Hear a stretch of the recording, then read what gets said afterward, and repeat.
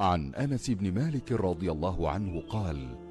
قال رسول الله صلى الله عليه وسلم: ما من مسلم يغرس غرسا أو يزرع زرعا فيأكل منه طير أو إنسان أو بهيمة إلا كان له به صدقة. Prenosi Enes ibn Malik radijallahu anhu da je poslanik sallahu, alejhi, sellem rekao: koji god musliman zasadi sadnicu ili posije usjev, od njenih plodova pojede ptica, čovjek ili neka druga životinja, Allah će mu za svaki ubrani plod upisati nagradu kao da je dao sadaku.